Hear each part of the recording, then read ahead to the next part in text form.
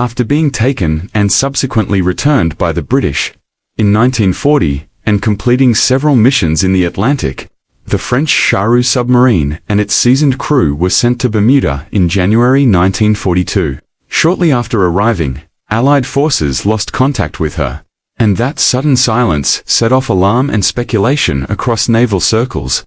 She was not an ordinary vessel, but an experimental cruiser-model submarine, the largest the Allies had deployed against the Axis, designed to project power in ways conventional submarines could not. Built for long-range operations, she combined surface combat capabilities with true submersible stealth. She could carry a floatplane for reconnaissance, mount 2 8-inch guns for surface engagements, host multiple machine guns and anti-aircraft weapons for close defense, and stow 10 heavy torpedoes that could threaten even well-armed warships. For sailors and planners of the era, this hybrid represented a dramatic leap in naval thinking, melding the reach and punch of a surface cruiser with the concealment and surprise of a submarine. And her disappearance, therefore, became not just a tactical loss, but a symbolic one. Asterisk, when she vanished, no single culprit claimed responsibility. Several Allied and Axis navies denied involvement, which only deepened the mystery. Investigators and historians proposed a range of possibilities. Catastrophic mechanical failure far from friendly ports, a navigational error that led to grounding or collision with an uncharted hazard, accidental friendly fire during the confusion of convoy operations, a covert enemy action that left no evidence, or even deliberate scuttling under circumstances that never became public. Each hypothesis carried its own implications about how navies operated, how well they shared information, and how vulnerable even the most formidable platforms could be to chance human error or concealment. For the cruise families and for naval officers who had pinned strategic hopes on cruiser submarines, the lack of a clear answer produced a long, uneasy silence that lingered long after the war ended. Asterisk, the concept of the cruiser submarine did not arise in a vacuum. It evolved from decades of innovation, failure, and incremental success stretching back to the mid-19th century. The earliest practical attempts at underwater warcraft appeared during the American Civil War, when both Union and Confederate engineers experimented with submersibles to break blockades and strike enemy shipping. These first boats, like the Union's experimental projects and the Confederate spar torpedo boats, were tiny by later standards, often roughly 40 feet in length, carrying small crews of perhaps half a dozen to a dozen men, and relying on crude propulsion and dangerous weaponry, such as spar torpedoes fixed to poles. Their tactical impact during the conflict was limited, but their existence proved that submerged navigation and attack were technically possible, and that the basic idea could be improved upon. Asterisk.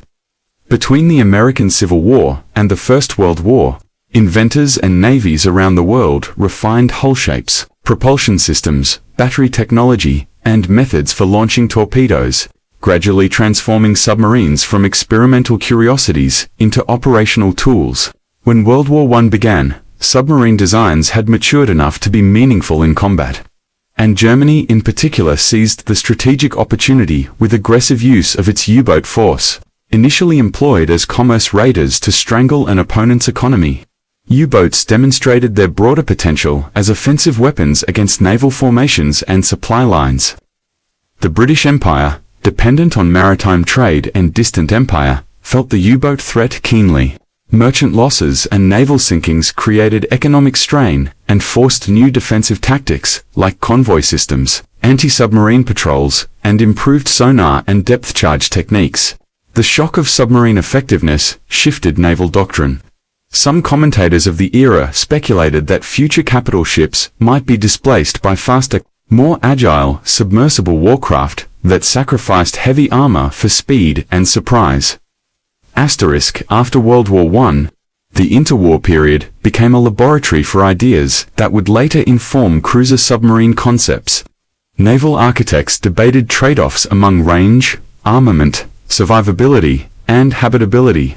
Advances in diesel engines, battery capacity, and hull metallurgy allowed designers to imagine larger submarines, capable of cruising at speed on the surface for long distances and then submerging to strike. Some navies experimented with submarine-launched reconnaissance aircraft, foldable masts and catapults, and heavier deck guns intended to give a submersible the means to force engagements on favorable terms. These experiments were uneven in success. Adding weapons and aircraft made submarines more complex, heavier, and harder to streamline. But proponents argued that a properly designed cruiser submarine could control sea lanes, threaten commerce raiding routes, and even challenge lighter surface combatants when surfaced. Asterisk. Operational use of larger submarines during the early years of World War II reflected both the promise and the problems of such hybrids. On paper, a vessel that could scout its own targets, engage merchantmen or escorts with guns while saving torpedoes for high-value opponents, and then disappear beneath the waves was hugely attractive. In practice, however, surface actions exposed submarines to aircraft and radar-equipped escorts. Larger hulls presented bigger acoustic and visual signatures, and managing aircraft operations from a submarine required calm seas and extensive crew skill. Logistical demands increased too, since cruiser submarines needed more fuel, spare parts, and trained personnel to maintain complex systems. These operational realities meant that while a few nations pursued the cruiser submarine idea vigorously, the concept remained a contentious and risky investment. Asterisk. The loss of the French Surcouf submarine near Bermuda therefore highlighted both the strategic promise and the vulnerability of such experimental platforms. Beyond the immediate tactical questions about how she was lost, her fate invited broader reflection on the limits of hybrid designs, the quality of wartime communication and search and rescue efforts, and the human cost of pushing technology into uncharted territory. For historians and naval enthusiasts piecing together events decades later, the vessel's disappearance remains a case study in wartime uncertainty. Even well-armed, innovative ships with skilled crews could vanish without a trace, leaving behind theories, partial records, and the tangible absence felt by those who waited for answers. Asterisk. Admiral David Beatty, the first Sea Lord of the British Navy, openly predicted that submersible battlecruisers would soon push traditional battleships into second place, and French naval thinkers embraced that forecast with enthusiasm and urgency. Observing how relatively small German U-boats armed largely with torpedoes and light guns had wreaked disproportionate havoc during the First World War, they reasoned that a submarine built on cruiser principles, bigger, faster on the surface, and packing heavier artillery would be exponentially more dangerous and strategically valuable. After the armistice and the surrender of surviving German U-boats, French engineers and naval planners pored over wartime lessons and technical reports, convinced that the next generation of sea power would blend long-range endurance with heavy firepower and stealth. The concept they pursued was audacious: a true cruiser submarine that could patrol oceans for weeks or months at a time, carry enough fuel and stores for extended independent operations, and present enough surface armament to force engagements on its own terms, while still retaining the ability to submerge and evade counterattack. To realize that vision, they exploited a loophole in the Washington Naval Treaty of the 1920s, which had placed strict limits on displacement and gun caliber for battleships and cruisers, but said little about submarines. By concentrating armaments into an underregulated category, designers could effectively build a capital ship-sized weapon that fell outside treaty caps.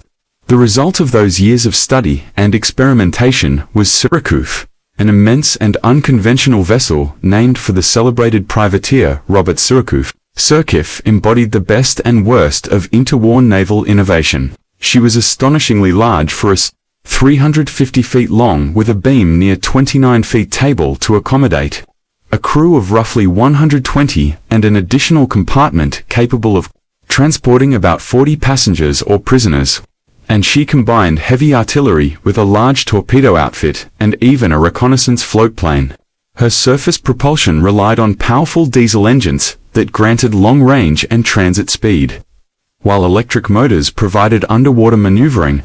She carried a twin 8-inch gun turret with hundreds of rounds, multiple torpedo tubes and spare torpedoes, anti-aircraft weaponry, and a host of complex mechanical and aviation-related systems. That made her a marvel on paper, but a maintenance challenge in practice. Proponents argued that Surcouf could scout with her plane, force merchant or escort ships to fight on, by landing troops or bombarding shore positions, and act as a powerful convoy, radar, or fleet adjunct. Detractors warned that the hybrid approach compounded vulnerabilities. Larger size made the boat easier to detect. Surface gunnery exposed her to aircraft and fast escorts, and the added mechanical complexity increased the likelihood of breakdowns far from friendly bases. Throughout the 1930s, Surcouf underwent numerous refinements as engineers attempted to reconcile those trade-offs, improving hull shape, aircraft handling equipment, deck gun mountings, and living conditions for her crew. But the interwar years' tinkering could not eliminate the operational frictions inherent to a submarine the size of a small cruiser. When war loomed again in Europe, the vessel's potential and perils were tested under the harshest conditions. Surcouf was in Brest for refit when the German offensive in May 1940 shattered French defenses and imperiled naval bases on the Atlantic coast. With diving ability compromised by her refit work, with engines unreliable and steering partially jammed, her commanders faced a stark choice between internment or capture and daring escape. Opting for the latter, the giant submersible limped across the English Channel. A slow and exposed transit that underscored both her strategic value and her fragility. The flight from Brest illustrated broader patterns of the era, how treaty politics steered naval construction, how interwar innovation produced extraordinary hybrid platforms, and how, when the crisis came, even the most impressive designs depended on logistics, maintenance, and favorable circumstances to survive. Life aboard Surcouf was likely a mixture of pride and strained sailors trained to manage an unusual combination of heavy guns, torpedo nets, aircraft gear, and submariner routines. Living in cramped but specially adapted spaces while preparing for missions that could range from long, independent patrols to sudden surface actions. Strategically, Surcouf's very existence forced rival navies to reassess convoy defenses, reconnaissance priorities, and anti-submarine tactics, since a submarine that could threaten surface forces as well as merchant shipping complicated the calculus of sea control. Yet the operational record also fed the critics. The more ambitious the ship, the more occasions she presented for mechanical failure, for costly refits, and for risky transits when under repair. Those realities would influence later submarine design, nudging many navies toward more specialized platforms rather than hybrid behemoths. In short, the Surcouf project was a vivid expression of interwar naval imagination, treaty-shaped, and technically impressive, whose promise was matched by practical headaches, and whose wartime baptism revealed how innovation and vulnerability often run hand in hand. The submarine reached Plymouth and lay under the uneasy protection of Allied harbors while awaiting orders from the French government. Tensions ran high because France's political and naval leadership had fractured and British commanders feared French warships might fall into German hands. In late June 1940, the Royal Navy carried out Operation Catapult to neutralize or seize French naval assets without Paris's consent. Commanders were given stark choices for ships in British port sail to British harbors and join the fight, or be scuttled by their crews if they refused. The operation was violent and chaotic in several locations, and at Plymouth Surcouf's presence became a flashpoint. British Royal Marines and boarding parties moved to take control of French vessels, and Surcouf's crew, loyal to their officers and national command, resisted. A firefight erupted in which lives were lost on both sides. Historical accounts cite several fatalities, including 3 British servicemen and 1 French sailor, before the French on board stood down and Surcouf fell under British control. The seizure provoked outrage among some French sailors and civilians, but, after diplomatic pressure and the shifting tides of war, Surcouf was eventually returned to free French authorities and recruited under a new commander, Captain Georges Blazon *. Once back with a French crew, Surcouf resumed active service escorting convoys across the North Atlantic, a role in which submarines and surface escorts alike were constantly tested by weather, mechanical strain, and the persistent U-boat threat. In July 1941, Surcouf docked at the U.S. Navy yards in Kittery, Maine, for a refit and upgrades that aimed to improve her machinery and operational readiness. Interwar complexity and wartime wear meant that even large advanced submarines needed frequent, specialized maintenance. Later that year, she carried Admiral Émile Muselier to Canada and played a supporting role in the peaceful transfer of authority over St. Pierre and Miquelon to free French control, demonstrating that her strategic value extended beyond raw firepower to political and symbolic missions as well as conventional naval tasks. By January 1942, French Naval Command judged Surcouf fit for an even more ambitious assignment, a solo transit to Sydney, Australia, for a classified operation. The exact nature of this mission was not publicly disclosed, and the voyage required transits through waters patrolled by Axis surface and submarine forces, and by long-range aircraft. After a stop in Bermuda to reprovision and check systems at the Royal Navy dockyard there, Surcouf departed for the Panama Canal. On February 2, 1942, the crew were reportedly eager and hopeful. Many saw the Pacific as a theater of fresh action against Japanese forces, and the chance to bring Surcouf's unusual capabilities to bear on distant sea lanes excited both officers and men.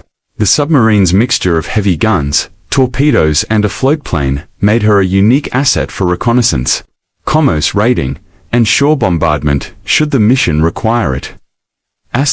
The voyage, however, ended in mystery. On the night of February 18, 1942, after transiting from Bermuda toward the Canal Zone, Surcouf ceased all radio contact and vanished from Allied tracking. The last known position of radio messages and reports placed her near the approaches to Cristobal, on the Atlantic side of the Panama Canal, but subsequent searches turned up nothing definitive. Panic, speculation, and grief spread through naval headquarters and among families of the crew. Immediate search efforts by nearby Allied vessels and aircraft were mounted, but the Caribbean and Western Atlantic in wartime were busy, dangerous, and often poorly charted at the edges, making thorough search and rescue operations difficult.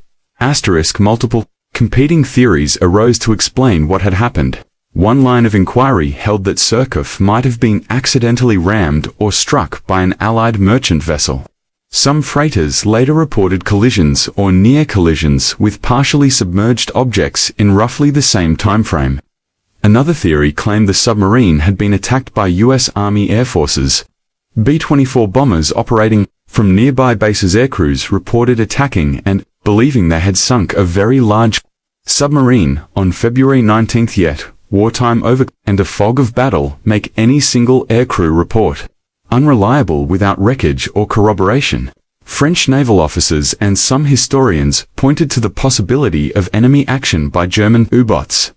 Records show U-boat activity in the broader region at various times, and a Wolfpack interception could have caught a slow-surfaced cruiser submarine unawares. After the war, the French Navy's official findings leaned toward the grim conclusion that friendly fire and accidental attack by Allied forces was the most likely cause, but that determination has never satisfied everyone. Critics have pointed to gaps in the record, discrepancies in reported dates and positions, a lack of physical debris or survivors, and the awkward fact that Surcouf's hybrid design both increased her offensive capability. The surface with gunfire rather than expend costly torpedoes, lay mines, support amphibious operations, and some argue her vulnerability when operating on the surface in contested waters.